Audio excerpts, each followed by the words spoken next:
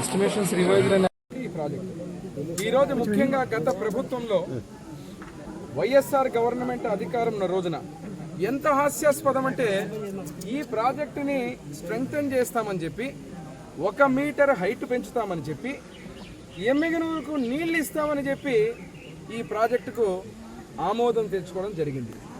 50 కోట్లు 45 నుంచి 50 కోట్లు ఉన్నటువంటి ఈ ప్రాజెక్టుతో మళ్ళీ కాదు మేము ఎమ్మిగనూరుకు నీళ్లు ఇస్తామని రివైజ్డ్ ప్రాజెక్టు 137 కోట్లకు తీసుకొని వచ్చి ఈ 137 కోట్లతో ఈ ప్రాజెక్టు దాదాపుగా 40 నుంచి 45 కోట్ల పని పూర్తి చేసి ఇక్కడ కనీసం ఈరోజు 500 క్యూసెక్లు 1000 క్యూసెక్లు పొరపాటుగా వర్షం పడి ఇక్కడ నీళ్లు వస్తే గేట్లు ఎత్తడానికి కూడా లేనటువంటి పరిస్థితుల్లో ఈ ప్రాజెక్టును తెచ్చిపెట్టిన ఘనత సిగ్గుమాలినటువంటి వైసీపీ ప్రభుత్వానికి.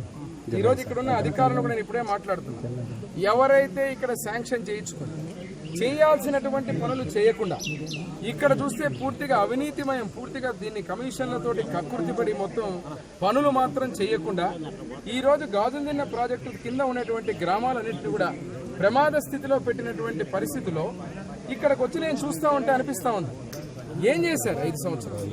ఈ 5 సంవత్సరాలు కేవలం అవినీతి కోసం ఈరోజు డబ్బులు దండుకోవడానికి తప్ప ఇంకా వేరే చేసినటువంటి పనులు ఏమీ లేదు. నేను రేపు అసెంబ్లీకి ప్రమాణ స్వీకారానికి పోతున్నా. ఏదైతే ఇరిగేషన్ డిపార్ట్మెంట్ ముఖ్యమంత్రి గారి దృష్టికి కూడా తీసుకెళ్తా దీని మీద ఎవరైతే అధికారులు కానీ గతంలో చేసినటువంటి పనులన్నీ కూడా ఒక ఎంక్వైరీ చేయించి ఇక్కడ ఉన్నటువంటి తప్పుడు తడకల